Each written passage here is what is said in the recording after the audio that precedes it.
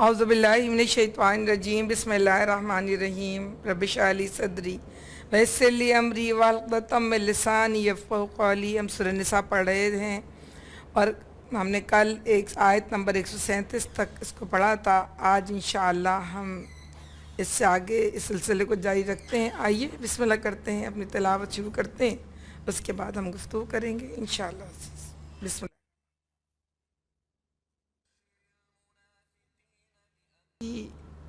ان خصوصیات پر گفتگو کی ہے جو اگر ان کے اندر پیدا ہو جائے تو وہ دائرہ اسلام میں مسلمانوں کے قریب کم اور کفار کے قریب زیادہ ہو جاتے ہیں، اور اللہ رب العالمین کے نزدیک وہ لوگ منافق ہیں۔ سب سے پہلے اللہ رب العالمین یہ کہتا ہے کہ بشر المنافقین بان لہم عذاب علیم، ان لوگوں کے لیے دردناک خوشخبری ہے، وہ منافق ہیں، ان کی دردناک خوشخبری ہے جو لوگ اہل ایمان کو چھوڑ کر کافروں کو اپنا رفیق بناتے ہیں۔ آپ دیکھیں اللہ رب العالمین نے اس عادت کو کہیے، اس معاملے کو کہیے، اس ضابطے کو کہیے، جو شخص اپنی زندگی کے اندر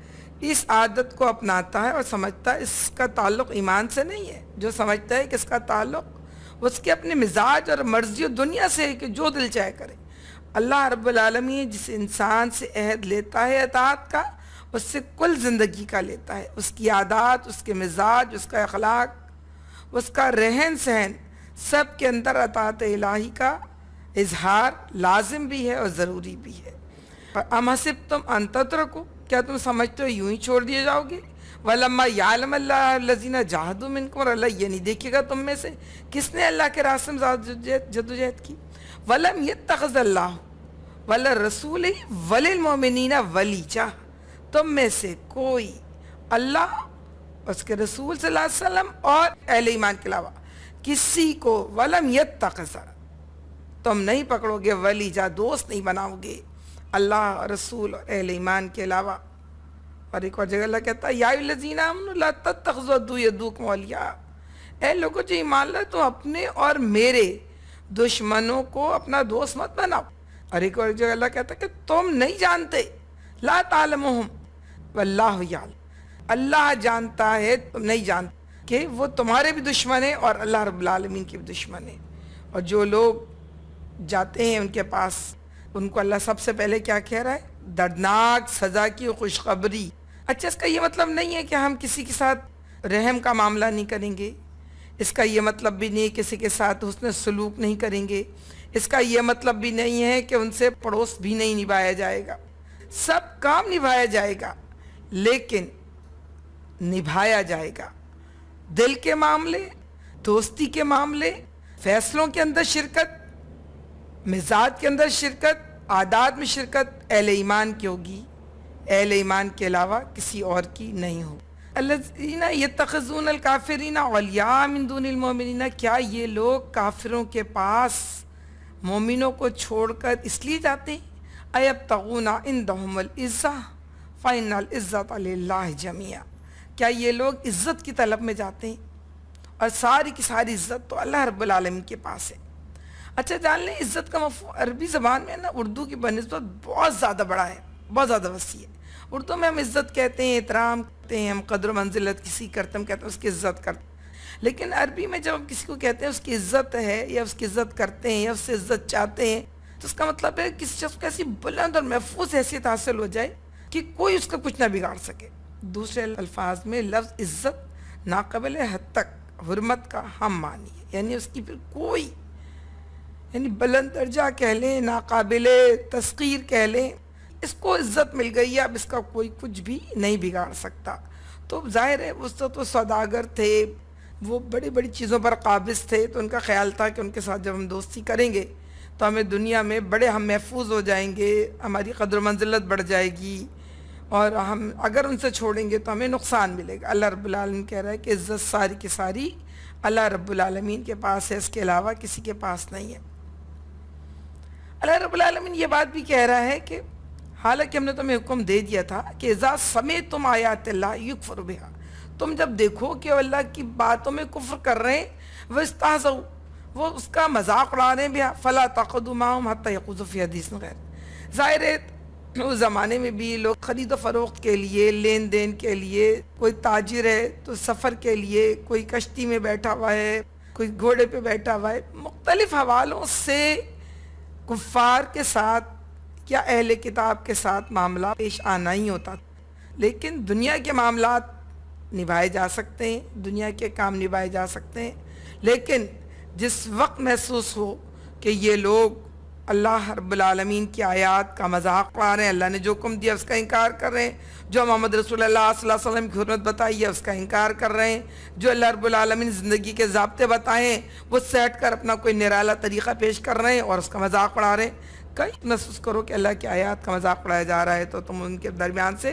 ہٹ جاؤ۔ اگر تم ان کے درمیان نہیں ہٹو گے تو جو شخص بھی اسلام کا دعویٰ کرے لیکن دعویٰ کرنے کے بعد ٹھنڈے تو دوسروں جو اسلام کا مذاق اڑانے والوں کے ساتھ بیٹھا رہے، ان کے ساتھ شریک ہوتا رہے، اور تو پھر اللہ رب العالمین کہتا ہے ان کا شمار انہی لوگوں میں سے۔ اور آج کل جان بوجھ کر ایسی باتیں لائی جاتی ہیں، کسی جگہ کوئی شاید انٹرنیشنل کوئی یونیورسٹی میں ہی ہوگا کہ وہ ٹیررزم پڑھا رہے تو ٹیررزم پڑھاتے ہوئے مسلمان طلبہ موجود ہیں، ان کا ہم ٹیررسٹ کا نام سپوز کر لیتے اور نعوذ باللہ ٹیررسٹ کا نام ہے محمد، نعوذ باللہ استغفر اللہ۔ تو وہ اس طرح کی گفتگو کل نہیں تھی، صرف آج بھی ہے،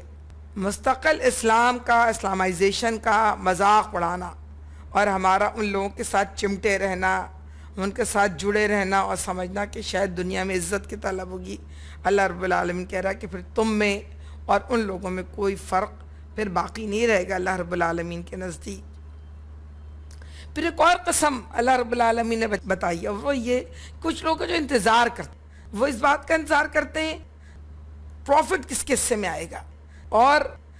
دنیا کی مقامات کس کے حصے میں آئیں گے۔ اگر فتح مل جائے مسلمانوں کو تو ظاہر ہے اسلام کا تو نام لے ہی رہے ہیں، وہ کہیں گے ہم تو تمہارے ساتھ ہیں، اور ہم تو اپنے زندگی میں دیکھ چکے ہیں، چھوٹے چھوٹے بلدیاتی الیکشن ہوں، چھوٹی چھوٹی سی عزتیں ہوں، اگر کوئی بس مل جائے مجھے اور آپ کو کسی کو تو کتنے لوگ آتے ہیں اس بات کے یقین دلانے کے لیے کہ میں تو ہوں ہی آپ کی، میرے تو ابا ایسے تھے، میرے تو چچا ایسے تھے، میری تو بہن کے جو شوہر ہیں وہ ایسے تھے، دور پرے عزیز کی کبھی کی کوئی خدمات، کبھی کسی کا کوئی حصہ وہ ضرور ڈھونڈ لاتے ہیں نکالنے کے لیے، کس طرح سے ثابت کر دیں کہ ہم میں سے تھے۔ اور جب یہ نقصان مسلمانوں کے حصے میں آئے اور فائدہ، ابھی ہم اسی سورہ نساء میں پڑھ چکے ہیں نا کہ جب وَلَئِنْ أَصَابَتْكُمْ مُصِیبَةٌ کہتے ہیں کہ قالوا شکر ہے وَلَمْ أَكُنْ، میں وہاں پہ موجود نہیں تھا، شہیدہ میں موجود نہیں تھا، شکر ہے اللہ پاک کا۔ اور اگر ان کو فائدہ ہو جائے وَإِنْ أَصَابَكُمْ فَضْلٌ مِّنَ اللَّهِ تو کہتے ہیں یا لیتنی كُنْتُ مَعَهُمْ فَأَفُوزَ فَوْزًا عَظِیمًا، میں کیوں نہیں ان کے ساتھ تھا، کاش مجھے جو ان کو پروفٹ مل رہا تھا، منافع مل رہا تھا، مجھے ملتا، میں بھی وہاں پہ ساتھ ہوتا۔ تو جب مسلمانوں کو کامیابی ملتی ہے تو وہ مسلمانوں سے اظہار عقیدت محبت کرنے پہنچ جاتے ہیں، اور ایسا بھی ہوتا ہے کبھی کافروں کو ملتی ہے، جب کافروں کو ملتی ہے تو بار بار کہتے ہیں کہ کیوں ہم تم سے لڑنے قادر نہیں، ہم تو بس ان کے ساتھ ایسے ہی، ہم کوئی متعصب مسلمان نہیں، ہم تو تمہارے ساتھ ہیں، ہم ہمارا مزاج، ہماری عادتیں، ہم لبرل، آج اس کو لبرل کہہ لیں، آج اس کو سیکولر کہہ لیں، اور بھی ہو سکتا کوئی ماڈرن کہہ لیں، جس کا مطلب یہ ہے کہ ہم جو ہیں ہم تو ان کے ساتھ بس ایسے ہی ہیں، جس کی طرف فائدہ ہو اس کی طرف چل پڑتے ہیں۔ ان کی نشانی کیا ہے؟ اللہ رب العالمین کہتا ہے ان کی نشانی یہ ہے کہ جب بھی وہ لوگ جو ہیں نماز کے لیے آتے ہیں تو کسمساتے ہوئے آتے ہیں، اذا قاموا الی الصلاۃ قاموا کسالی، جب بھی نماز کے لیے آتے ہیں تو کسمساتے ہوئے آتے ہیں۔ یراؤن الناس، وہ نماز لوگوں کو دکھانے کے لیے پڑھتے ہیں، ولا یذکرون اللہ، وہ اللہ کی یاد کے لیے نہیں پڑھتے، اللہ قلیلا۔ اللہ کے نبی کریم صلی اللہ علیہ وسلم کے زمانے میں یہ بات طے تھی کہ جو شخص نماز نہیں پڑھتا تھا اس کو دائرہ اسلام میں شامل ہونا سمجھا جاتا تھا کہ نہیں ہے، اور کوئی شخص 3-4 جماعتیں لگاتار چھوڑ دے بغیر کسی عذر کے اور تحقیق ہو جائے کہ یہ اس کی کوئی وجہ نہیں تھی تو اس کے لیے پھر طے ہو جاتا تھا کہ یہ مسلمان نہیں ہے۔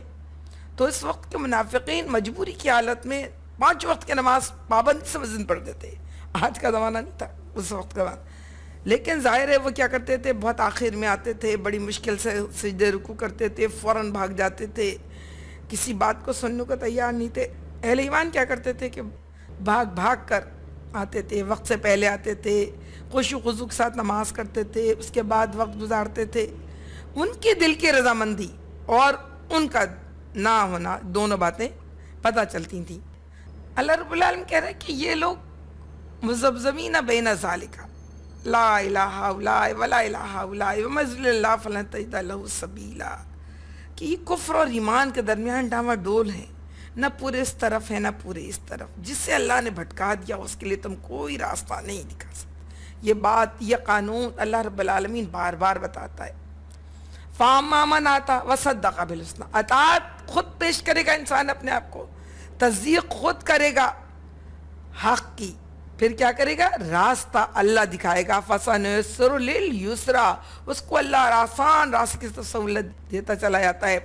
راتوں کو اٹھنا, تتجافی جنوبہم عن المضاجع یدعون ربہم خوفا وطمعا, وہ خوف و طمع کے ان کی پیٹھیں بستروں سے الگ رہتی ہیں, خوف و طمع کے ساتھ اپنے رب کو پکارتے ہیں. وہ وَآتَى مَالَ عَلَىٰ حُبِّهِ, وہ اللہ کی محبت میں مال خرچ کرتے ہیں. ذوی القربى والیتامى والمساکین وابن السبیل, اللہ ان کے لیے سیدھے راستے پہ چلنا آسان کر دیتا ہے. لیکن وَأَمَّا مَنْ بَخِلَ واستغنى, جو بخل برتتا ہے, جو بے نیازی برتتا ہے, تو اللہ کیا کرتا ہے, وَكَذَّبَ بِالْحُسْنَىٰ, دراصل حق کو تو خود جھٹلاتا ہے. بے نیازی وہ سڑک ہے جو ختم ہوگی جھٹلانے پر. جب انسان ایک مرتبہ منہ پھیر لیتا ہے تو اللہ رب العالمین کو کوئی حاجت نہیں ہوتی کہ اس کی طرف بار بار منہ پھیرے, اور وہ جب تک خود توبہ کر کے پلٹ کر نہ آئے, اللہ رب العالمین اس کو اسی جگہ پہ فی طغیانہم یعمہون, اس کی سرکشی میں رسی کو ڈھیل دیتے ہیں, بھٹکنے کے لیے چھوڑ دیتے ہیں. پھر جو بھٹک جاتا ہے, جو خود پھرنا چاہتا ہے اپنی ضلالت کی وجہ سے, اللہ رب العالمین پہ ہدایت نہیں دیتا. ہم نے پیچھے بھی وہ قصہ طامہ بن بشیر یا بشیر بن عبیرق یا طامہ بن عبیرق کا قصہ سنا تھا کہ جب اس نے بھٹک جانا چاہا, وہ سرکشی میں بڑھ گیا, منافقت کی حد کو پہنچ گیا, تو مکے میں جا کے مل گیا, اللہ نے اس کو کہیں پہ نہیں روکا, کہیں نہیں بتا. تو ہمیں یہ بات سمجھ لینی چاہیے کہ جب اللہ رب العالمین بھٹکا دے تو کوئی دنیا کی طاقت نہیں ہے جو ہمیں راستہ دکھائے گی. ہمیں ڈرنا چاہیے اس بات سے کہ جس کے دل پر مہر لگ جائے, جس سے اللہ ناراض ہو جائے, تو پھر اللہ رب العالمین وَمَن یضلل اللہ فلن تجد لہ سبیلا, جس کو اللہ بھٹکا دے اس کو کوئی بھی راستہ نہیں دکھایا کر سکتا. آگے بڑھتے ہیں, دیکھیں اللہ رب العالمین کیا کہتے ہیں ہمیں.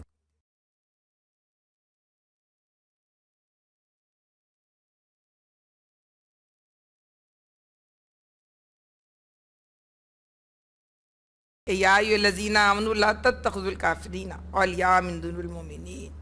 اے لوگوں جو ایمان لائے ہو, کافروں کو دوست مت بناؤ مومن کو چھوڑ کے. اتریدون ان تجعلوا للہ علیکم سلطانا مبینا, اگر تم چاہتے ہو کہ اللہ کو سری سند مل جائے, دیکھو سری حجت دے دو گی. اگر جو شخص, انسان اپنے دوستوں سے پہچانا جاتا ہے, انسان اپنے ماحول سے پہچانا جاتا ہے, تو بات یہ ہے کہ جس طرح کا ہمارا ماحول ہوگا, اور وہ ایک حدیث کا بہت مشہور قصہ ہے نا جو ہم لوگ ہر وقت اپنے بچپن سے سنتے چلے آئے, کہ تم عطار کے پاس بیٹھو گے تو اس کی خوشبو تمہارے کپڑوں میں ضرور آئے گی, اور تم لوہار کے پاس بیٹھو گے تو اس کی بھٹی تمہارے کپڑوں کو جلائے گی, نقصان پہنچائے گی. تو اللہ تو یہ صاف کہہ رہا ہے کہ اگر تم کافروں کو اپنا دوست نہیں بناؤ گے, اگر تم ایسا کرو گے تو اللہ کو تمہارے خلاف سری حجت مل جائے گی کہ جو دل چاہے تم سے سلوک کرے. اب یہاں پہ اللہ رب العالمین کہہ رہا ہے ان المنافقین فی الدرک الاسفل, یاد رکھو کہ منافق جہنم کے سب سے نچلے حصے میں ہوں گے, من النار, ولن تجد لہ نصیرا, ان کا تم کوئی مددگار نہیں پاؤ گے. دیکھیں کافر کے بارے میں درجات کی بات نہیں کرتا, منافق کو کہہ رہا ہے کہ سب سے نچلے درجے میں, یعنی اس کی سزا کافر کے مقابلے میں زیادہ سخت ہوگی. پھر اللہ یہ بتا رہے ہاں ان منافقین میں سے جو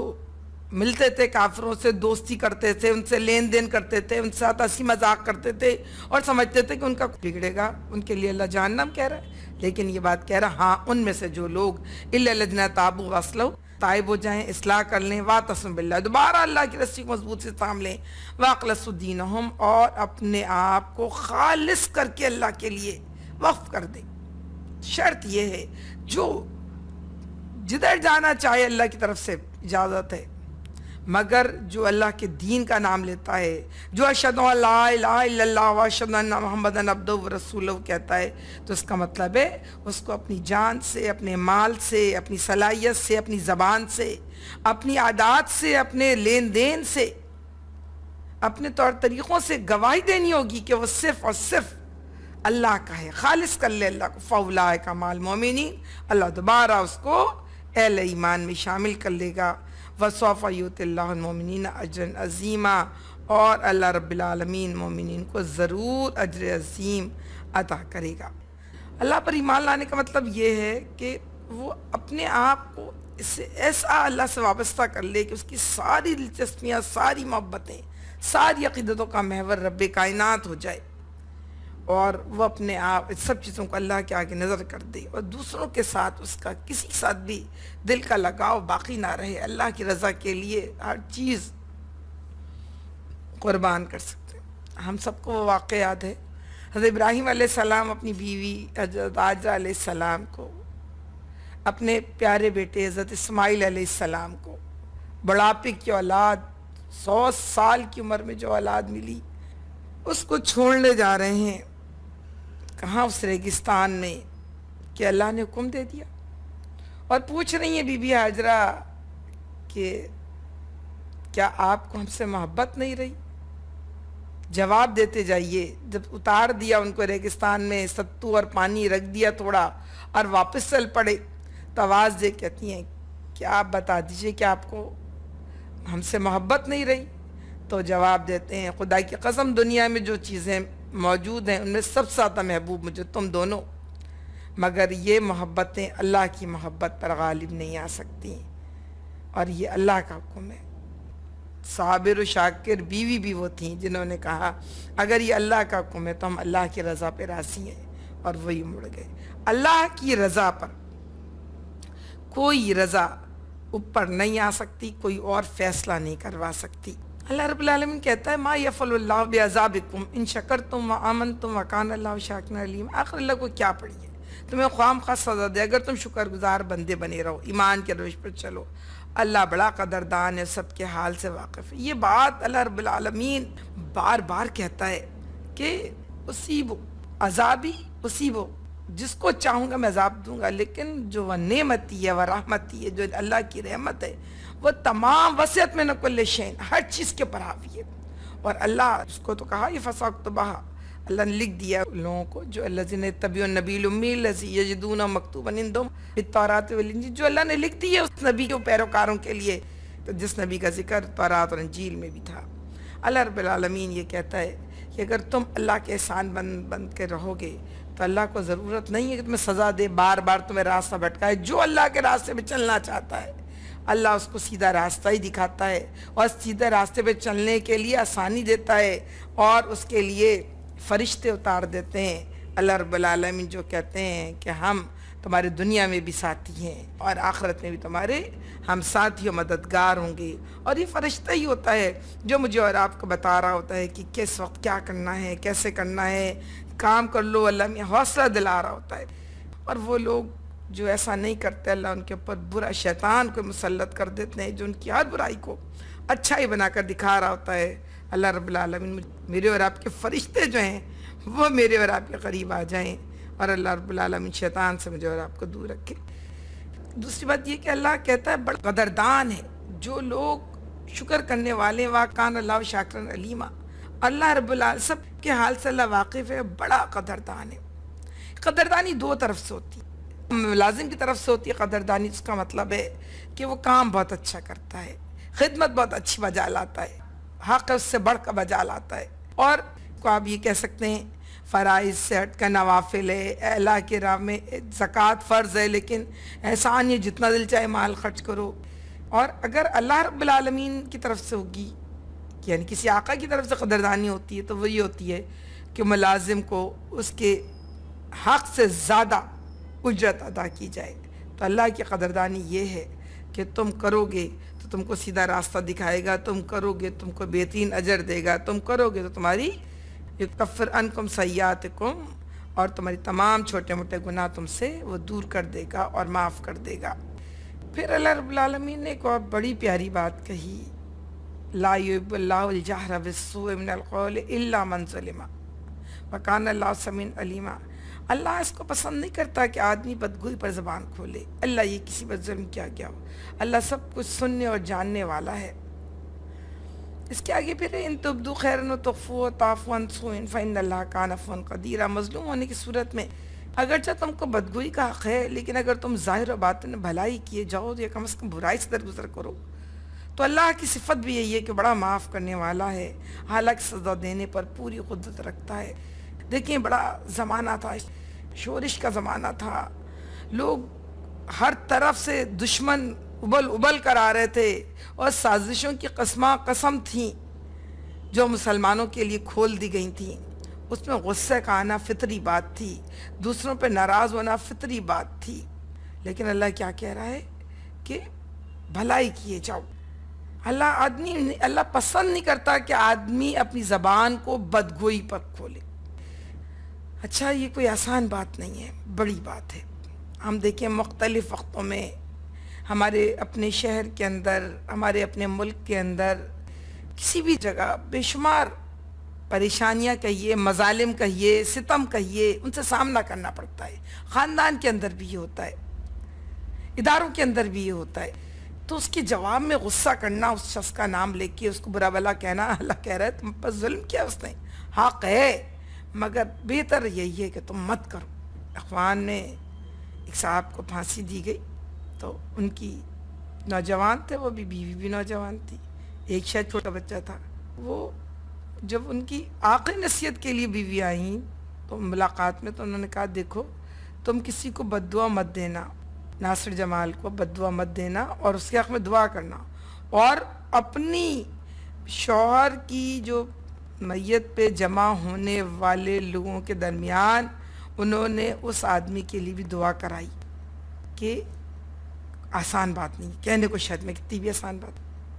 ہم دیکھیں اپنے اپنے دشمن، چاہے ہمارے ذاتی ہوں، چاہے گھریلو ہوں، چاہے اجتماعی طور پر ہوں، غصہ کتنا آتا ہے، آدمی کچھ نہیں کرتا تو برا بھلا کہہ کے تنفن تو بہت ہوتا ہے، لیکن اللہ کیا سکھا رہا ہے؟ اللہ کہہ رہا ہے کہ تمہارے لیے بہتر یہی ہے کہ تم بدگوئی پر زبان مت کھولو۔ ہاں تم کو حق ہے، لیکن یہ جان رکھو کہ اللہ بھی تو بڑا معاف کرنے والا ہے۔ اللہ کی صفت یہ درگزر، یہ تم بھی درگزر کرو اور تم بھی معاف کرو۔ پھر اللہ رب العالمین کفر کی ایک اور شکل بتا رہا ہے، اور اس دیکھ لیں یہ شاید بڑی فکر مندی والی بات ہے کہ کچھ لوگ کہتے ہیں، دیکھیں تین طرح کے لوگ ہیں۔ کوئی کہتے ہیں جو لوگ اللہ اور اس کے رسول سے کفر کرتے ہیں اور چاہتے ہیں کہ اللہ اور اس کے رسول کے درمیان تفریق کر دیں، کہتے ہیں ہم کسی کو مانیں گے کسی کو نہ مانیں گے، اور کفر ایمان کے بیچ ایک راہ نکالنے کا ارادہ رکھتے ہیں، وہ سب پکے کافر ہیں۔ ایسے کافروں کے لیے ہم نے وہ سزا مہیا کر رکھی ہے جو انہیں ذلیل و خوار کر دینے والی، یعنی اللہ رب العالمین کے نزدیک وہ لوگ جو کہتے ہیں ہم اللہ کو بھی نہیں مانتے اور رسول کو بھی نہیں مانتے، وہ لوگ۔ دوسرے نمبر پر وہ لوگ جو کہتے ہیں ہم اللہ کو تو مانتے ہیں لیکن ہم رسول کو نہیں مانتے، یا تیسرے نمبر پہ وہ لوگ جو کہتے ہیں ہم اللہ کو مانتے ہیں اور فلاں فلاں رسول کو مانتے ہیں، فلاں فلاں رسول کو نہیں مانیں گے۔ تو یہ تینوں طرح کے لوگ جو ہیں اللہ کے نزدیک سب ایک ہیں اور سب برابر ہیں، اور ان کے لیے اللہ کہتا ہے یہ سب کے سب پکے کافر ہیں۔ پھر آخری بات یہ کہ والذین آمنوا باللہ ورسولہ ولم یفرقوا بین احد منہم، ایمان جو بخلاف اس کے کہ جو لوگ اللہ اور اس کے تمام رسولوں کو مانیں اور اس کے درمیان تفریق نہ کریں، ان کو ہم ضرور ان کے اجر عطا کریں گے، اور اللہ بڑا درگزر فرمانے والا اور رحم کرنے والا ہے۔ جب ہجرت حبشہ ہوئی تھی تو نجاشی نے پناہ دی تھی انہیں، اور قریش کی طرف سے لوگ پہنچ گئے تھے، ابو سفیان اور ایک اور صاحب پہنچ گئے تھے، اور انہوں نے کہا کہ یہ بہت خراب لوگ ہیں اور ہمارے درمیان نیا دین پیدا کر دیا ہے، ان کو ہمارے حوالے کر دیں۔ نئی حوالے کیا تھا بادشاہ نے، دوسرے دن پھر وہ ایک نئی بات لائے اور ان کا ذرا پوچھیں آپ کے خداؤں کو بھی نا نہیں مانتے، یہ پوچھیں صحیح، بی بی مریم علیہ السلام اور عیسیٰ علیہ السلام کے بارے میں کیا کہتے ہیں؟ اور مسلمانوں نے بات طے کی کہ ہم وہی بات کہیں گے جو حق ہے، اور جب انہوں نے پوچھا کہا تم کیا کہتے ہو، تو کہا ہوا عبدہ و رسولہ، وہ اللہ کے بندے ہیں، وہ اللہ کے رسول ہیں. القا الی عذراء البتول، مریم و الی عذراء البتول، وہ ایسے پاکیزہ مریم پر اللہ نے ان کی روح کو القا کیا تھا. یہ نہیں کہا کسی بھی جگہ پر کہ اللہ رب العالمین نے تمام، میں پہلے بھی شاید کل کی کلاس بھی میں نے اسی بات پر ختم کی تھی، اور میں اس بات کو پھر دہرا رہی ہوں کہ اللہ رب العالمین مسلمانوں کی یہ تربیت کرتا ہے کہ ان کے نزدیک تمام اہل ایمان، تمام انبیاء کے پیروکار جو اللہ کے سچے پیروکار ہیں وہ ایک ہیں، ان کے ساتھ درجات میں کوئی کمی نہیں ہے. اب ہم پڑھیں گے سورہ نساء کا آخری پیراگراف، یعنی 8واں حصہ، جس کے اندر اللہ رب العالمین نے مسلمانوں کو ہدایات دی ہیں اور ان سے عیسائیوں کو دلیل دے کے سمجھایا ہے. اہل کتاب کو بھی یہ، یعنی موسیٰ علیہ السلام کے پیروکار بنی اسرائیل سے کے بارے میں گفتگو کی گئی ہے، لیکن عیسائیوں کو زیادہ مخاطب کیا، اور آخر میں اللہ رب العالمین نے اس میں پھر احکام دیا ہے، کلالہ والا حکم یا وراثت کا حکم جو چل رہا تھا وہ ہے. آئیے ہم اس کو شروع کرتے ہیں.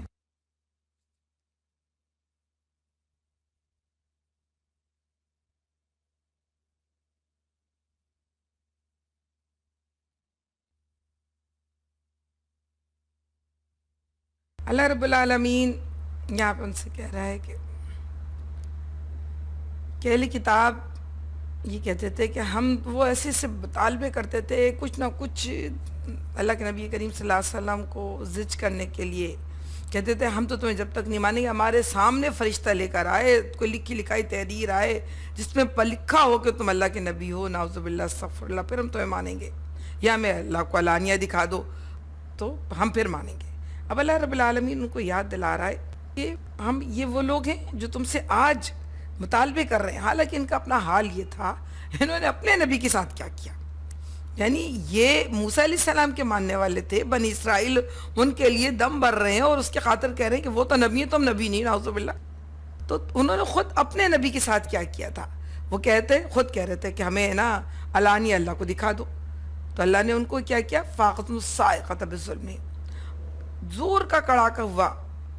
اور اچھا یہ ہوا تھا کہ کیسے عجیب سے لوگ تھے نا. پہلے اللہ کے نبی جو حضرت موسیٰ علیہ السلام گئے جہاں اللہ نے بلایا تھا، اور پھر پیچھے کیا کہ انہوں نے بچڑے کو معبود بنا لیا.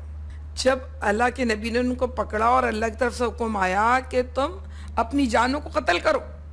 حافظ ابن کثیر رحمۃ اللہ علیہ نے کوٹ کیا ہے کہ 2 حصے بن گئے ان کے. ایک حصے میں وہ لوگ پرستش کی تھی اور ایک حصے میں وہ لوگ کھڑے ہوئے جنہوں نے نہیں مان کیا تھا. اندھیرا چھا گیا، تلواریں چلیں، سب کی گردنیں کٹ گئیں.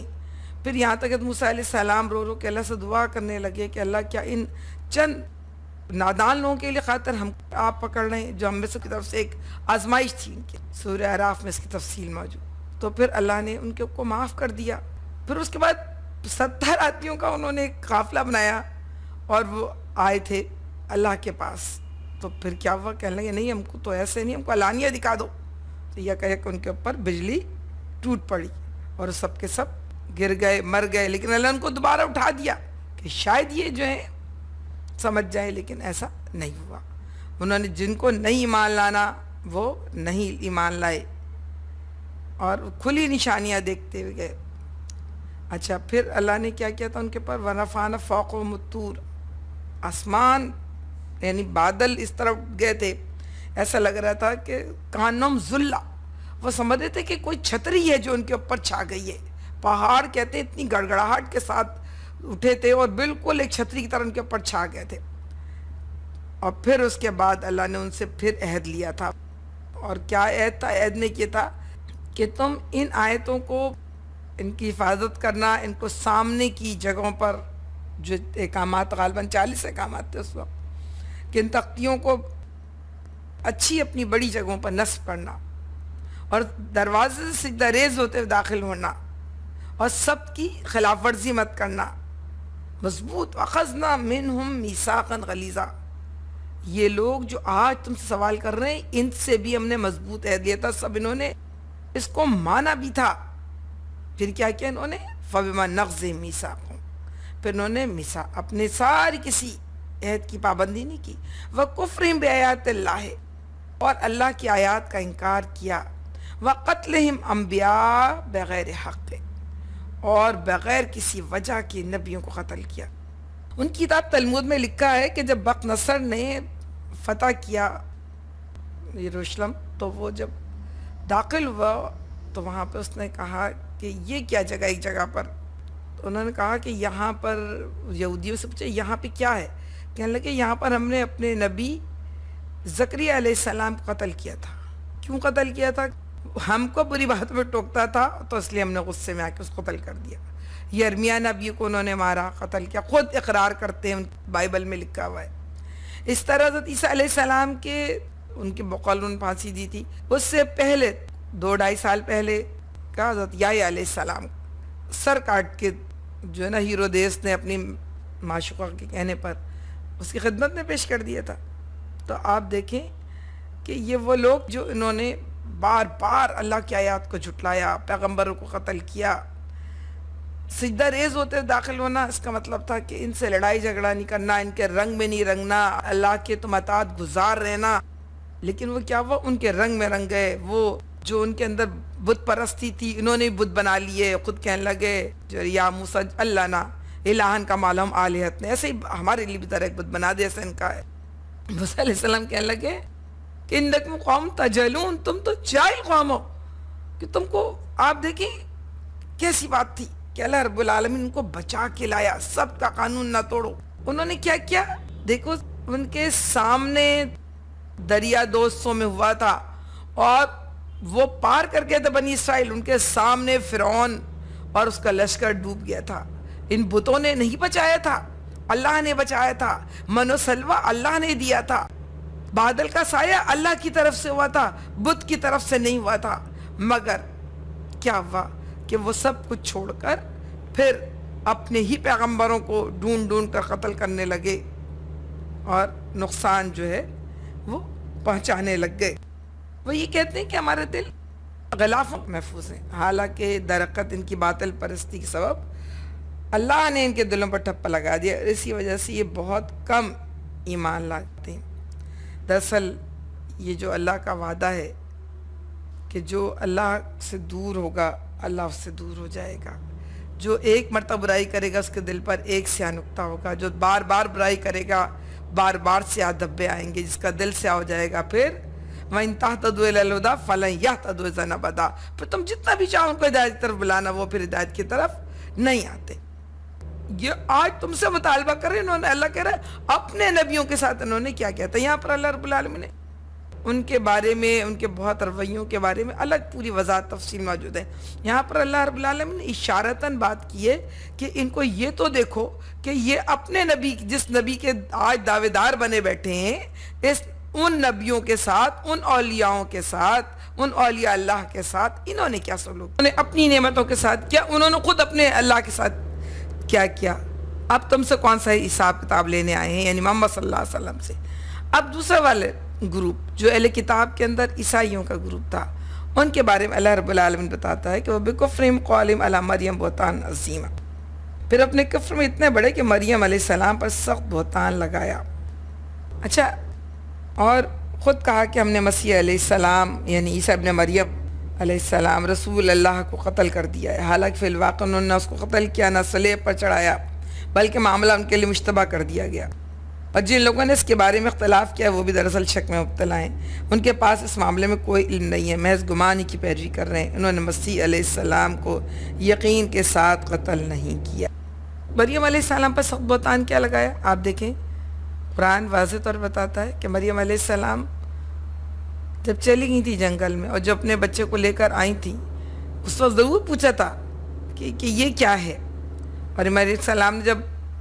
بچے کی طرف اشارہ کیا تھا تو انہوں نے کہا کہ ہم اس سے کیسے بات کریں،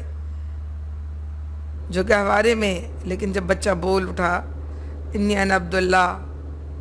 اور میں اللہ کا بندہ ہوں، میں اللہ کا رسول ہوں، مجھ پر کتاب اتاری ہے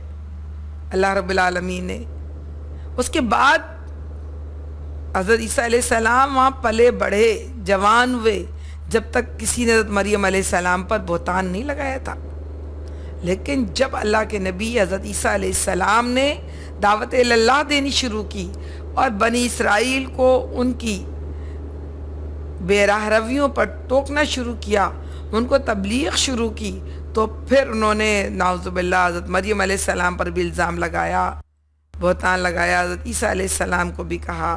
کہ ولد الزنا ہیں، اور مریم علیہ السلام پر بھی نعوذ باللہ استغفر اللہ الزام لگایا۔ پھر یہ وہ لوگ ہیں جنہوں نے خود اپنے منہ سے کہا کہ ہم نے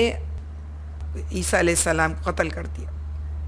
حالانکہ فی الواقع انہوں نے اس کو قتل کیا، نہ سلیب پر چڑھایا، بلکہ معاملہ ان کے لیے مشتبہ کر دیا۔ جن لوگوں نے اختلاف کیا ہے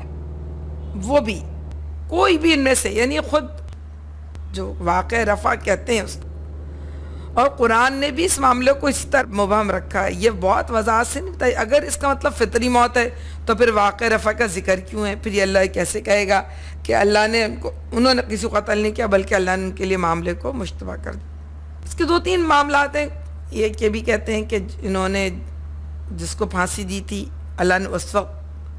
ہٹا کے دوسرا فرد لا دیا، پھانسی انہوں نے اپنے طور پر حضرت عیسیٰ علیہ السلام کو دی تھی، پیلاطس نے مطالبہ کیا تھا لوگوں سے کہ بتاؤ، ان کے پاس ایک برابر ڈاکو تھا اور ایک حضرت عیسیٰ علیہ السلام، اور اللہ رب العالمین کہہ رہا ہے کہ ان کا جرم کم نہیں ہے۔ کیوں کم نہیں ہے؟ کہ اس لیے نعوذ باللہ استغفر اللہ، بنی اسرائیل کے علماء نے پہلے کانٹوں کا تاج پہنایا، خود ان کی کتابوں میں لکھا ہے، منہ پہ تھوکا، پھر پھانسی پہ چڑھایا، تو وہ کہیں پہ لکھا ہے انہی کی کتابوں میں کہ وہ کہیں دیکھ کے ہنس رہا تھا کھڑا ہوا، کہیں لکھا ہے کہ اس کو اٹھا لیا تھا اللہ نے، کہیں ہے کہ جو آئے تھے وہ دوسرا تھا۔ اللہ نے یہاں پر بھی وضاحت نہیں دی، اللہ نے بتایا یعنی یہ قیامت تک شک میں مبتلا رہیں گے کہ اصل معاملہ ہوا کیا تھا، اصل واقع رفع تھا تو کیا تھا۔ اس لیے کہ انہوں نے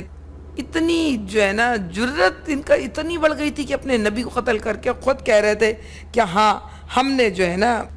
اپنے رسول اللہ کو قتل کیا، خود اپنے منہ سے کہتے تھے کہ ہم نے جرم کا ارتکاب کیا ہے جو اللہ کی طرف سے پیغمبر بن کر۔ ان کے بارے میں یہ بھی لکھا ہوا ہے کہ یہ صبح اٹھ کے ڈھونڈ ڈھونڈ کر، ان کی اپنی کتابوں میں لکھا ہے اپنے نبیوں کا، آج ہم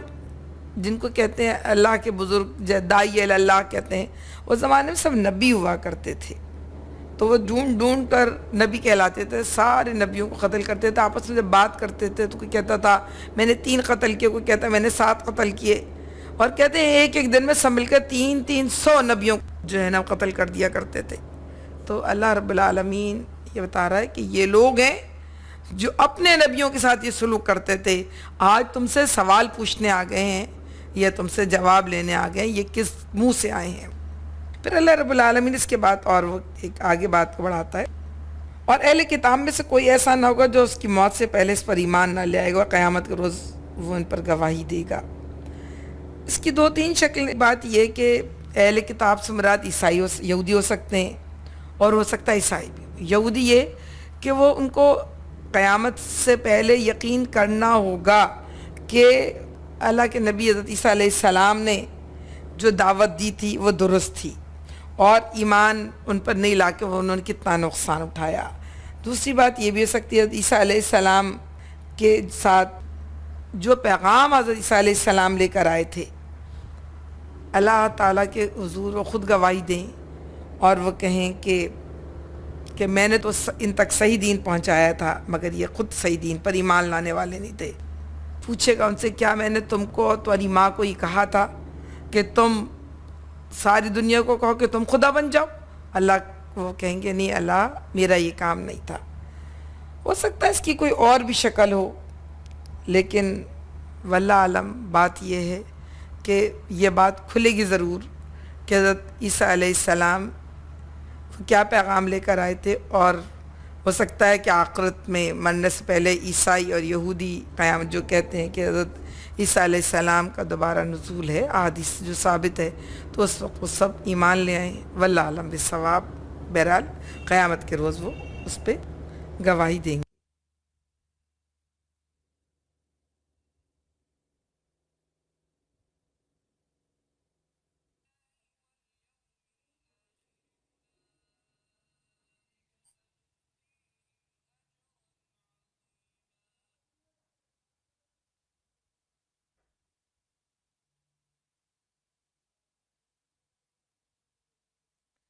اللہ رب العالمین اب یہاں کہہ رہا ہے کہ ان یہودی بن جانے والوں کے ظالمانہ رویے کی بنا پر اور اس بنا پر کہ بکثرت اللہ کے راستے سے روکتے ہیں۔ پہلی بات یہ کہ یہ بیچ میں جملہ معترضہ تھا کہ جو وہ اللہ کے نبی صلی اللہ علیہ وسلم سے دلیل مانگ رہے تھے، اس کی جواب دی کہ یہ خود انہوں نے اپنے اپنے نبیوں کے ساتھ کیا کیا۔ اب اللہ رب العالمین کہہ رہا ہے کہ یہودی تھے نہیں، یہودا یعقوب علیہ السلام کے ایک بیٹے کا نام تھا، اس سے انہوں نے اپنے آپ کو اٹیچ کر کے کہا کہ یہ یہودی ہیں۔ اللہ نے ان کو یہودی نہیں بنایا تھا، اللہ نے سب کا نام مسلم ہی رکھا تھا۔ دوسری بات اللہ یہ بتا رہا ہے کہ اس بنا پر کہ یہ خود یہودی بن گئے مسلمان سے۔ دوسری بات یہ کہ بکثرت اللہ کے راستے سے روکتے ہیں۔ اس وقت پوری دنیا کی اس وقت بھی صورتحال تھی، اس سے لے کے آج تک کی صورتحال یہ کہ یہ لوگ جو اہل کتاب کہلاتے ہیں، یہ لوگ کتاب اللہ کے ماننے والے ہیں، یہ لوگ حضرت موسیٰ علیہ السلام کے ماننے والے ہیں، یہ لوگ اللہ رب العالمین کے ماننے والے ہیں۔ دنیا میں جتنی بھی گڑبڑیں ہوتی ہیں اور جتنی بھی غلط تحریکیں پیدا ہوتی ہیں، ان سب کے پیچھے انہی اہل کتاب کا ہاتھ ہوتا ہے، وہ اسرائیلی نکلتا ہے۔ اشتراکی جو تحریک شروع ہوئی جس میں سوشلزم کے، اس کے پیچھے کس کا ہاتھ تھا؟ اس کے پیچھے بھی آپ دیکھیں ان کی بھی موجد جو تھے، بانی سربراہ جو اس کے نام تھے، موسیٰ علیہ السلام کے نام لے رہے تھے۔ فرائڈ کا فلسفہ جو تھا یہ اشتراکیت کو بہت سپورٹ دینے والی چیز تھی، یعنی سوشلزم کو، اس کا بھی بانی جو تھے وہ بھی موسیٰ علیہ السلام کے پیروکار تھے۔ آگے بڑھیے، سیکولرزم، لبرلزم، اس کے پیروکار کون ہیں؟ ماڈرنزم، اس کے پیروکار کون ہیں؟ ان سب کو اٹھائیے تو ان کے پیچھے جو ہے انہی اہل کتاب کا نام نکلتا ہے۔ دنیا میں اور گڑبڑ چیزیں اس میں انہی کا ہاتھ ہے۔ تحقیق کر کے اندازہ کر سکتے ہیں کیا کیا دنیا میں برا ہو رہا ہے جس سے دنیا پریشان ہے، اور اس کے موجد کون ہیں اور کس روپ میں ہیں، یہ بھی دنیا جانتی بھی، اور اس وقت تو سوشل میڈیا کا زمانہ ہے، ساری دنیا جانتی بھی، تحقیق بھی کرتی ہے۔ تو اللہ رب العالمین ہی کہہ رہا ہے کہ یہ لوگ وہ تھے جو بکثرت لوگوں کو اللہ کے راستے سے روکتے تھے۔ دوسرا ان کا مسئلہ یہ ہے، کیوں اللہ ان سے ناراض ہوا؟ وہ سود لیتے ہیں جن سے انہیں منع کیا گیا ہے، اور لوگوں کے مال ناجائز طریقوں سے کھاتے ہیں۔ تو ہم نے بہت سی میں 2 جرم اور بتائے اللہ نے۔ سود کو اللہ نے سب کو منع کیا تھا، مسلمانوں کو ہی منع کیا ہے، لیکن ہم دیکھ سکتے ہیں کہیں ہندو بنیا ہوتا ہے تو کہیں یہودی بنیا ہو سکتا ہے، لیکن بات یہ ہے کہ سود، چاہے بینکوں کا آج پورا نظام سود پہ چل رہا ہے، معیشت کا پورا نظام سود پہ چل رہا ہے، قرض کا نظام سود پہ چل رہا ہے۔ اگر کوئی فرد قرض نہ لے تو بینک تڑپ جاتا ہے کہ قرض کیوں نہیں لیتے، کیونکہ وہ ان کی گرفت میں نہیں آتا۔ کوئی تاجر قرض نہ لے تو بینک تڑپ جاتے ہیں کہ قرض کیوں نہیں لے رہے، کیونکہ ان کی گرفت میں نہیں آتے۔ کوئی قوم قرض نہیں لیتی تو IMF اور ورلڈ بینک میں پریشانی شروع ہوتی ہے کہ قرض کیوں نہیں لے رہے۔ آپ دیکھیں، مجھے یاد ہے کہ سراج الحق وزیر خزانہ تھے، تو انہوں نے قرض واپس کرنے کی کوشش کی، ایک مشت شرط کی، تو وہاں سے جواب آیا کہ نہیں، ہم قرض ایک ساتھ واپس نہیں لیں گے۔ اس طرح بینکوں میں بھی یہی ہوتا ہے کہ وہ کہتے ہیں ہم ایک ساتھ واپس نہیں لیں گے، اور اس کی طریقہ یہ ہوتا ہے کہ پھر اس کے بعد جو لوگ قرض کسی بھی جگہ سود پہ سے لے لیتے ہیں، اس کے بعد وہ خود بک جاتے ہیں، ان کی سب چیزیں ختم ہو جاتی ہیں، وہ مرتے دم تک اس سود سے نجات نہیں۔ وہ سود چاہے کسی پٹھان سے لیا ہو،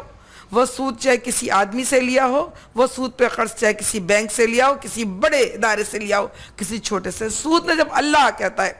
یمحق اللہ ربا ویربی الصدقات، اللہ سود کا مٹ مارتا ہے اور صدقات کو پروان چڑھاتا ہے، تو یہ کیسے ہو سکتا ہے کہ اللہ رب العالمین جو لوگ سود کھاتے ہوں اللہ ان کے ساتھ رحم کا معاملہ کرے؟ اللہ ان سے ناراض ہے۔ اور مسلمانوں کو یقیناً تنبیہ ہونی چاہیے کہ اگر مسلمان سود کھا لیں گے، دیکھیں جب اللہ نے کہا کہ وہ لوگ منافق ہیں جو دوستیاں ان سے کرتے ہیں اور جو لوگ معاملات ان کے ساتھ کرتے ہیں، تو پھر یہ بھی سوچ لینا چاہیے جو کام ان کے سے کرتے ہیں پھر ان کے لیے کیا حکم ہوگا۔ یہ تو خود سوچنے کی بات ہے۔ لوگوں کے مال ناجائز طریقوں سے کھاتے ہیں، پتہ نہیں کتنے طریقے ہیں، ہمیں پتہ ہی نہیں چلتا کہ مال تو انہی کا بنتا چلا جاتا اور ہم سمجھ رہے ہیں کہ مال ہمارا ہے۔ بہت سارے اس میں ٹیکس بھی ہو سکتے ہیں، بہت سارے دیگر طریقے بھی ہو سکتے ہیں، اور لاٹری کا طریقہ بھی ہوتا ہے ہمارے یہاں جس کے طریقے سے، اور اس زمانے میں تو بہرحال جو تینوں یہود قبیلے تھے، بڑی بڑی مال جائیداد چیزوں پہ قابض تھے، وہ لوہار تھے، وہ سونار تھے، وہ زعین تھے۔ یہاں کے جو حجاز کے رہنے والے تھے وہ سادہ مزاج کے لوگ تھے، لڑنے مرنے پہ جان دیتے تھے۔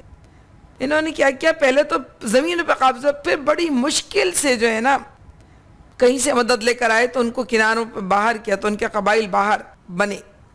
جب قبائل ان کے باہر بن گئے تو انہوں نے کیا کیا، لوگوں کو سود پہ قرض دینا شروع کیا، کہ ان کو اہل حجاز کو، یعنی اوس و خزرج کے لوگوں کو، یہ مدینے کے لوگوں کی بات ہے۔ پھر انہوں نے آہستہ آہستہ ان کی، اور ان کو اکساتے بھی جاتے کہ بھائی تمہاری شادی ہے، تمہیں اچھی طریقے سے کرنا چاہیے، پیسے نہیں چاہیے، مجھ سے لے لو، مجھ سے لے لو، کیا مسئلہ ہے، شادی تو اچھی طریقے سے کرو، اور فلاں تمہارا رسم ہے اس کو تو اچھی طریقے سے کرو، فلاں دعوت ہے اس کو جشن تو اچھی طریقے سے مناؤ، پیسے نہیں ہے مجھ سے لے لو، کام نہیں ہے مجھ سے لے لو، تم ادا کر دینا۔ لوگ آتے گئے ان کے طریقوں میں، اور آہستہ آہستہ اہل مدینہ کی اچھی زمینیں، اچھا مال، ان کا زیور، اور کہیں کہیں ان کی عورتیں بچے بھی جو ہے نا ان کے قبضے میں جاتے چلے گئے۔ تو اس کی وجہ یہ تھی کہ لوگوں کے مال وہ ناجائز طریقے سے، لوگ شاید حساب لے سکیں نہ لے سکیں، اللہ کہتا ہے کہ ہم نے اس کی وجہ سے کیا کیا، بہت سی پاک چیزیں ان پر حرام کر دیں جو پہلے ان کے لیے حلال تھیں۔ یہودیوں میں ناخون والے جانور جو ہیں وہ سب حرام ہیں، خرگوش، بطہ، اس طرح کے گوشت، اونٹ کی پتہ نہیں غالباً چربی ان کے لیے حرام ہے۔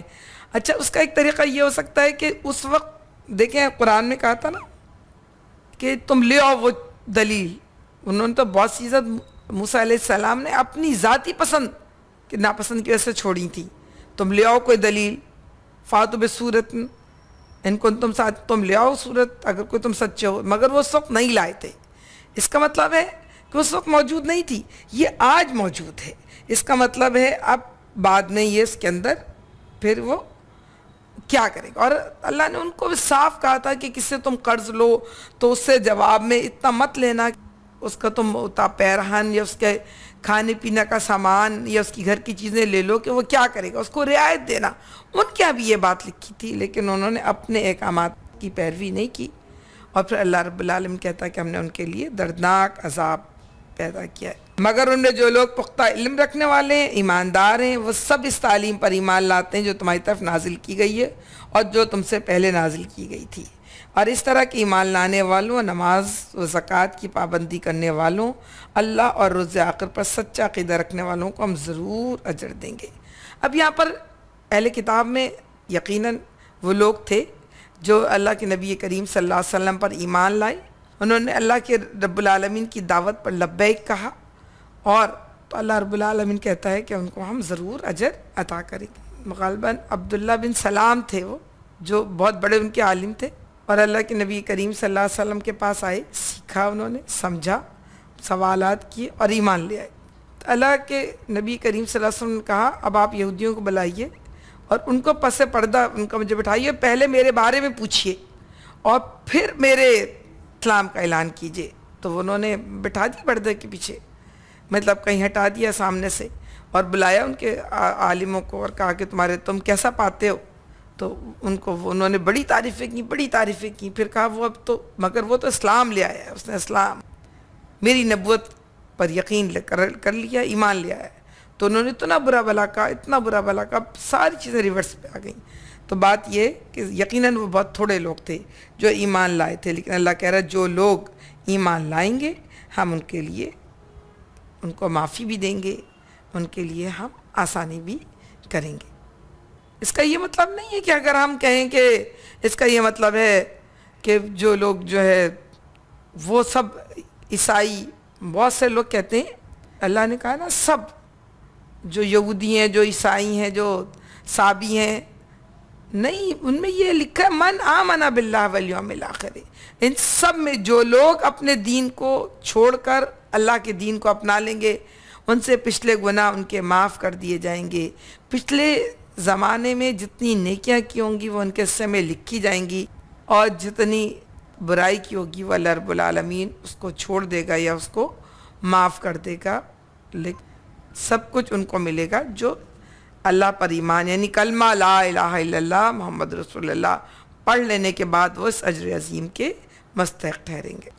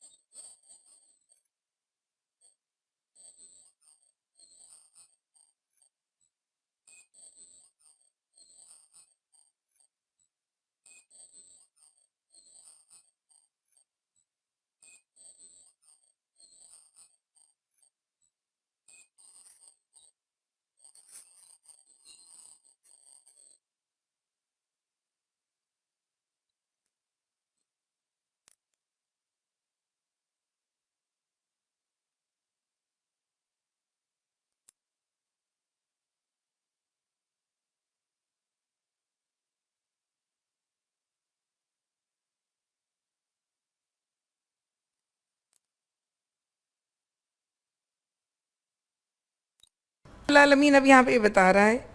کہ اے محمد صلی اللہ علیہ وسلم، ہم نے تمہاری طرف اسی طرح وہی بھیجی جس طرح نوح علیہ السلام اور اس کے بعد کے پیغمبروں کی طرف بھیجی تھی۔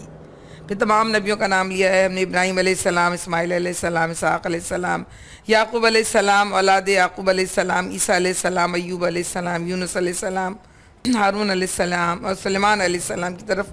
وہی بھیجی۔ ہم نے داؤد علیہ السلام کو زبور دی۔ اللہ رب العالمین کا مقصد یہ تھا یہاں پہ کہنے کا، جو تم دین لے کر آئے ہو کوئی نیا نہیں ہے، جو پیغام لے کر آئے ہو کوئی نیا نہیں ہے، طرح ان سارے نبیوں کے پاس ہم نے وہی بھیجی تھی، اس طرح ہم نے تمہارے پاس بھی وہی بھیجی۔ اور داؤد علیہ السلام کی کتاب زبور کا بھی خاص طور سے ذکر کیا۔ ان ساری کتابوں کے اندر وہ صحیفے موجود ہیں جو زبور کے نام سے ہیں، اور اس میں جہاں پر داؤد علیہ السلام ہیں یا جہاں پر اللہ رب العالمین کی طرف سے کا ذکر ہے وہاں پہ کہہ سکتے ہیں کہ وہ زبور۔ اور ایسے تمام چیزیں جو ہیں ان کے پیغامات اور قرآن پاک کے پیغامات کو اٹھا کے دیکھ لیں تو بالکل ملتے جلتے ہیں، جبکہ وہاں پر انہوں نے بہت ساری چیزیں تبدیل کر دی ہیں، لیکن پھر بھی کوئی قاری دیکھے تو سمجھ میں آ جائے گا۔ اور اللہ رب العالمین یہ بتا رہا ہے کہ سارے ہی رسول جو آئے تھے وہ ان کے پر نازل کی تھی۔ اچھا، اس میں کچھ رسول وہ بھی ہیں جن کا اللہ رب العالمین کہتا ہم ذکر کر رہے ہیں، اور بہت سارے نبی ایسے بھی ہیں جن کا ذکر نہیں کرتے ہم تم سے۔ تو پھر جس طرح ادریس علیہ السلام کا ذکر ہے کہ علی کبیرہ، وہ بہت اچھے تھے، لیکن کہیں کہیں لکھا ہوا ہے کہ انہوں نے 600 سال تک دعوت پہنچائی، حضرت نوح علیہ السلام سے پہلے کے نبی تھے، اور ہو سکتا ہے کوئی ایسے نبی بھی آئے ہوں جن کا ذکر موجود نہ ہو اور اللہ رب العالمین نے قرآن میں نہ بتایا، لیکن سب کا پیغام یہی تھا کہ وہ اللہ رب العالمین کے اطاعت کی طرف لوگوں کو دعوت دیں، اور ان کو لوگوں کو خوشخبریاں سنائیں، لوگوں کو ڈرائیں، اور تاکہ جو بھی انسان اللہ کے حضور حاضر ہو اس کے پاس اللہ کے مقابلے میں کوئی حجت نہ رہے کہ ہمارے پاس کوئی ڈرانے والا نہیں آیا تھا، ہمیں کوئی بتانے والا نہیں آیا تھا، ہمیں صحیح غلط بات بتائی نہیں، ورنہ ہم تو اللہ میں ضرور ایمان لاتے۔ تو اللہ کہہ رہا ہے ہم نے سارے کام سب کے ساتھ کیے۔ پھر اللہ رب العالمین یہ بھی کہتا ہے کہ جو لوگ نہیں مانتے اللہ کو تو نہ مانیں، مگر اللہ گواہی دیتا ہے کہ جو کچھ اس نے تم پر نازل کیا ہے اپنے علم سے نازل کیا ہے، اور اس پر ملائکہ بھی گواہ ہیں، اگرچہ اللہ کا گواہ ہونا بالکل کفایت کرتا ہے۔ فرشتوں پہ بڑا وہ ایمان رکھتے تھے، کہتے تھے اللہ کی بیٹیاں ہیں، تو اللہ کہتا ہے فرشتے بھی گواہ ہیں، اور ہمیں بھی، ہم یہ سب وہ ہے نا، اگر سارے لوگ مل کر اطاعت کر لیں گے تو بھی اللہ کی خدائی میں فرق نہیں پڑے گا، اور اگر سارے لوگ مل کر نافرمانی کر لیں گے تو بھی اللہ کی خدائی میں فرق نہیں پڑے گا۔ ہم نے تمہارے پاس حق کی گواہی دی ہے اور تم کو نازل کیا۔ ایمان لاؤ اللہ پر۔ جو لوگ اس کو ماننے سے خود انکار کرتے ہیں، دوسروں خدا کے راستے سے روکتے ہیں،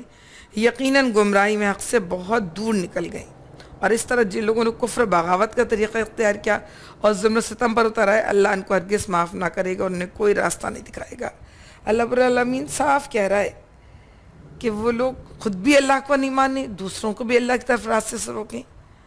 ہم سب کو یہ دیکھنا چاہیے ہمارے کس عمل سے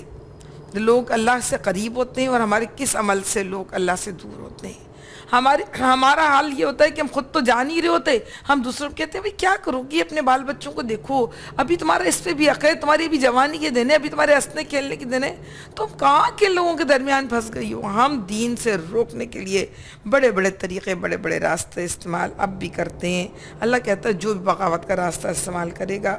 تو اللہ اور کسی طرح کا بھی ستم کرے گا، دنیا میں اس کا حساب ہوتا ہو نہ ہوتا ہو، اللہ کے ہاں اس کا حساب ہوگا اور اللہ انہیں معاف نہیں کرے گا، ان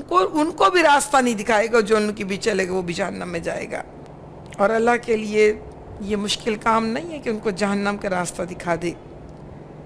لوگو، یہ رسول تمہارے پاس آیا ہے، تمہارے رب کی طرف سے حق لے کر آ گیا ہے، ایمان لاؤ، لے آؤ، تمہارے ہی لیے بہتر ہو، انکار کرتے تو جان لو کہ آسمانوں اور زمین میں جو کچھ ہے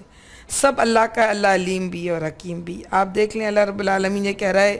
کہ تم ایمان لے آؤ، کفر کرو گے اللہ کا تو کوئی انکار نہیں کرو گے، اور اللہ تمہارا بے خبر نہیں ہے کہ تم ایمان لاؤ گے، تم کوئی نیکی کرو گے، لا سنت ولا نوم، اس کو تو نہ نیند آتی ہے نہ اونگ آتی ہے، تو اللہ بے خبر رہ جائے گا، تمہاری کسی نیکی کا تمہیں اجر نہیں دے گا، تمہارے کسی اچھے کام کا تمہیں اچھا صلہ جو ہے وہ نہیں دے گا۔ پھر اس کے بعد اللہ رب العالمین اہل کتاب کو، عیسیٰ علیہ السلام کے ماننے والوں کو دوبارہ پکار رہا ہے اور کہہ رہا ہے کہ اہل کتاب اپنے دین میں غلو نہ کرو، اللہ کی طرف حق کے سوا کوئی منسوب بات نہ کرو۔ اور اس میں کہ دونوں غلو کر رہے تھے۔ غلو کہتے ہیں کہ کسی بھی چیز کو حق اس کے حق سے بڑھ کر تائید اور حمایت میں حد سے گزر جانا، کسی کام کے لیے حد سے گزر جانا غلو ہے۔ تو حضرت موسیٰ علیہ السلام کے ماننے والوں یا بنی اسرائیل کیا کر رہے تھے؟ وہ نبیوں کے انکار اور مخالفت میں حد سے گزر گئے تھے، اپنے نبیوں کو قتل کرنے لگے تھے۔ حضرت عیسیٰ علیہ السلام کو پھانسی چڑھوا دی تھی، حضرت یحییٰ علیہ السلام کا سر کٹوا دیا تھا، حضرت زکریا علیہ السلام کو قتل کر دیا تھا، اور حضرت الیاس علیہ السلام کو ان کو باہر چھوڑنا پڑا تھا، یرمیہ علیہ السلام کو، تمام نبیوں کے ساتھ انہوں نے برا سلوک کیا، اور سب سے زیادہ برا سلوک حضرت عیسیٰ علیہ السلام کے ساتھ کیا۔ حیرت ہوتی ہے، وہ اہل ایمان تھے، وہ اہل کتاب تھے، وہ اللہ پر ایمان رکھتے تھے، ان کو یہ بات پتہ تھی کہ آخرت آنی ہے، پھر انہوں نے اللہ کے ایک نبی کے ساتھ اپنے تئیں ایسا سلوک کیا، کانٹوں کا تاج پہنایا، اپنے طور پر اس کو برا بلا کہا، اپنے طور پر خوشی خوشی اس کو پھانسی چڑھوایا۔ تو اللہ کے اور عیسائیوں نے غلو یوں کیا کہ ان کی عقیدت محبت میں حد سے بڑھ گئے کہ ان کو بیٹا ہی بنا لیا، اور من جانب اللہ کے بجائے اس کو اللہ کا ہی بیٹا بنا دیا۔ وہ من جانب اللہ تھے، اللہ کی طرف سے کلمہ تھے، روح تھے، اور انہوں نے وہاں پہ اس کو بڑھا کر خود بنا دیا کہ وہ اس کے زیادہ۔ پھر اللہ صاف کہہ رہا ہے ان کو کہ لا تقولوا ثلاثہ، تم مت کہو وہ تین تھے، انتہوا خیر لکم، اگر تم باز آؤ تمہارے لیے بہتر ہے۔ انما اللہ الہ واحد، اللہ ہی واحد ہے، سبحانہ ان یکون لہ ولد، پاک ہے ذات کہ اس بات کے لیے کہ کوئی اس کا بیٹا ہو یا وہ کسی کا بیٹا ہو۔ لو ما فی السماوات و ما فی الارض وکفی باللہ وکیلا، جو کچھ آسمان و زمین میں ہے وہ سب اللہ ہی کا ہے، اور اللہ جس کو چاہے جب چاہے جو درجہ اور مرتبہ دینا چاہے وہ بھی دے گا، اور جب چاہے اس کو وہ روک سکتا ہے۔ آئیے مزید ہدایت کیا ہے۔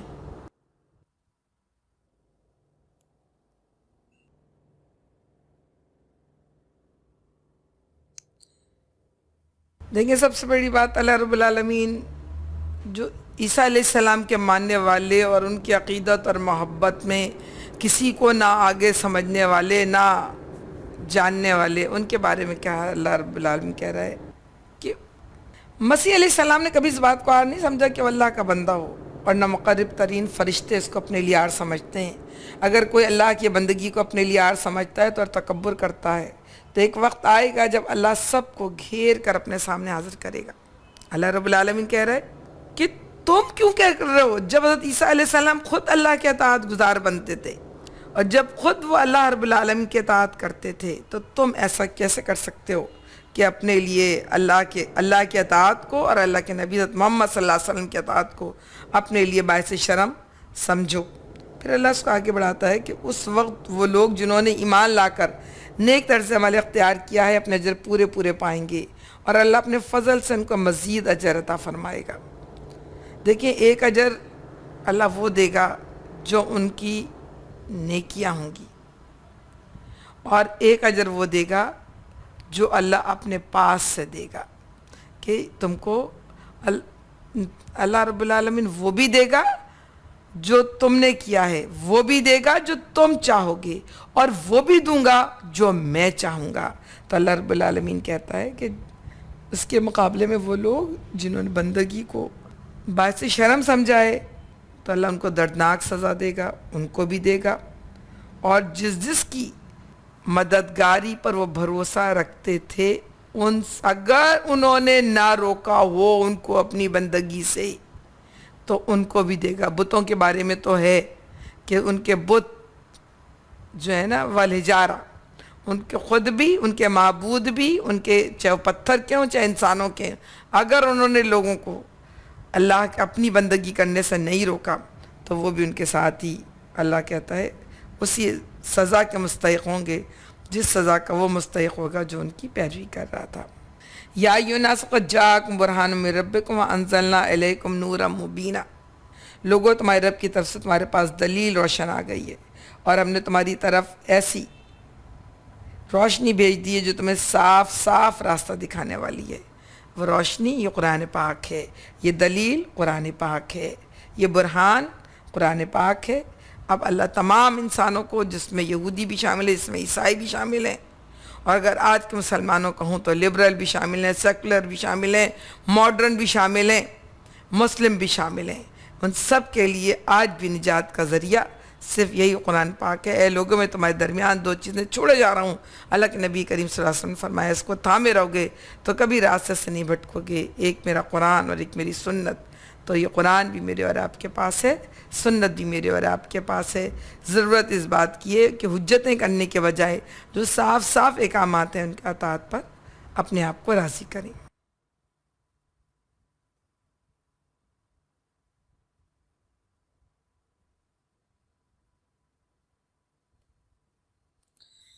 اب جو لوگ اللہ کی بات مان لیں گے، اس کی پناہ ڈھونڈیں گے۔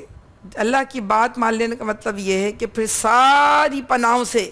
بے نیاز ہو جائیں گے۔ اس کا مطلب ہے جن کافروں کے پاس وہ سودا لینے جاتے تھے، جن کافروں سے وہ تسلی لینے جاتے تھے، جن کافروں کے پاس اپنی پناہ ڈھونڈتے تھے، جن کافروں کے پاس اپنا اسٹیٹس ڈھونڈتے تھے، جن کافروں سے اپنی امیدیں وابستہ کرنی تھی، ان ساری امیدوں کو ختم کر دیں گے، ساری پناہوں کو ختم کر کے پناہ صرف اپنے رب کی ذات میں ڈھونڈیں گے۔ جب وہ ایسا کریں گے، جب وہ پلٹ آئیں گے تو اللہ ان کو اپنی رحمت اور اپنے فضل و کرم کے دامن میں لے لے گا اور اپنی طرف آنے کا سیدھا راستہ ان کو دکھا دے گا۔ پھر جس کو اللہ اپنی رحمت اور فضل و کرم کے دامن میں لے لے، پھر دنیا کچھ بگاڑ نہیں سکتی۔ نیکی کرنا آسان ہو جاتا ہے، صدقہ دینا آسان ہو جاتا ہے، جان و مال کی قربانی دینا بھی آسان ہو جاتا ہے اس کے لیے، اس لیے کہ وہ اللہ کی رحمت دامن میں سمٹا ہوا ہوتا ہے۔ اور پھر اللہ جس کو اپنی طرف آنے کا راستہ دکھا دے تو پوری دنیا کوشش کر کے بھی اس کا راستہ ٹیڑھا نہیں کر سکتی۔ ہم سب کو اللہ کی رحمت میں یہی سیدھا راستہ ہے جس کو ہم نے قرآن کے شروع میں اللہ نے دعا سکھایا تھا، اہدنا الصراط المستقیم، ہمیں راستہ دکھا، سیدھا راستہ، صراط الذین انعمت علیہم، راستہ دکھا ان لوگوں کا جن پر تیرا انعام نازل ہوا، غیر المغضوب علیہم ولا الضالین، مت دکھا ان لوگوں کا راستہ اللہ جن پر آپ کا غصہ نازل ہوا، مت دکھا ان لوگوں کا راستہ جو گمراہ ہوئے۔ تو ساری گمراہی اور سارے مغضوبوں سے راستہ پلٹ کر آ جائیں اپنے رب کی طرف، رب راستہ دکھائے گا۔ اب یہ ایک آخری آیت ہے جو ہم پڑھیں گے اور وہ ہے قانون وراثت۔ یہ کہتے ہیں کہ یہ بعد میں نازل ہوئی ہو، کوئی کہتا آخری آیتوں میں سے ایک آیت ہے، اور بہرحال اس لیے اس کو اللہ رب العالمین نے اسی سورہ نساء میں ہی، کیونکہ وراثت کے قانون اللہ نے بتائے ہیں اور پھر اس کے بعد جو مزید وضاحت کی ضرورت پیش آئی تو اللہ نے پھر دیا، اور اس کو اللہ نے اپنی مشیت کے ساتھ اس صورت کے آخر میں دیا۔ آئیے قانون وراثت۔ یستفتونک قل اللہ یفتیکم فی الکلالہ، وہ پوچھتے ہیں تم سے کلالہ کے بارے میں. کہو تمہیں اللہ فتویٰ دیتا ہے اگر کوئی شخص بے اولاد مر جائے اور اس کی ایک بہن ہو تو وہ اس کے ترکے میں سے نصف پائے گی، اور اگر بہن بے اولاد مر جائے تو بھائی اس کا وارث ہوگا. اگر میت کے وارث 2 بہنیں ہوں تو ترکے میں سے 2/3 کی اقدار ہوں گی، اور کئی بہنیں ہوں تو عورتوں کا 1/2 اور مردوں کا 2 حصہ ہوگا. تمہارے لیے احکام کی توضیح کرتا ہے تاکہ تم بھٹکتے نہ پھرو. اللہ ہر چیز کا علم رکھتا ہے. آپ دیکھیں کہ کلالہ کے بارے میں پیچھے حکم آ چکا ہے سورت کے نزول کے بعد، مطلب اس کے وقت اس میں آیا تھا، اور اس کے اندر جو اس وقت حکم دیا گیا تھا وہ اقیافی بہن بھائیوں کے لیے تھا. اقیافی بہن بھائی وہ ہوتے ہیں جو ماں کی طرف سے ہوتے ہیں، اور جو باپ کی طرف سے ہوں یا جن کے ماں اور باپ دونوں ایک ہوں وہ سگے بہن بھائی کہلاتے ہیں. ان سگے بہن بھائیوں کے لیے اللہ نے فتویٰ دیا کہ اگر بہن کا انتقال ہوگا تو جتنے وارث دیگر ہیں، یعنی بہن کا شوہر ہے تو اس کو شوہر کو یا کوئی اور وارث اس کو دے کے بھائی جو ہے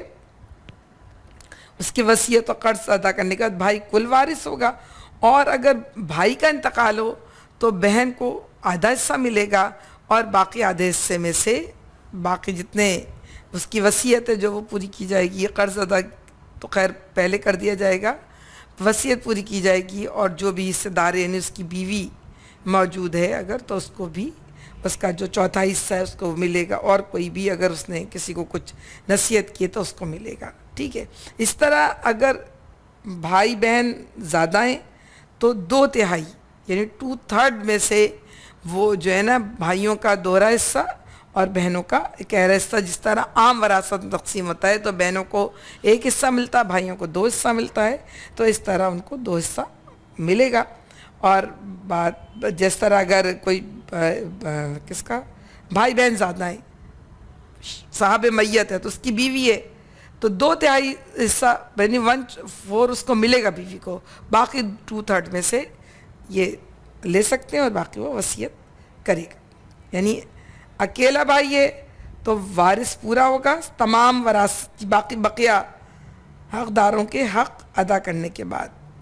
دوسری بات یہ کہ اگر بہن ہوگی تو اس کو نصف ملے گا، باقیوں میں سے حصہ ادا کیا جائے گا. بھائی بہن زیادہ ہوں گے تو ان کو 2/3 ملے گا، اور 2/3 میں سے بھائی بہنوں کا حصہ اسی تقسیم کے مطابق ہوگا جس تقسیم کے مطابق اللہ نے بیٹیوں اور بیٹوں کا حصہ رکھا ہے، وہی حصہ بہنوں اور بھائیوں کا رکھا جائے گا. اللہ رب العالمین یہ تمہیں اس لیے بتاتا ہے کہ توضیح کرتا تاکہ تم بھٹکتے نہ پھرو. اللہ ہر چیز کا علم رکھتا ہے. اللہ رب العالمین نے ہمیں وہ احکامات بھی دیے جو احکام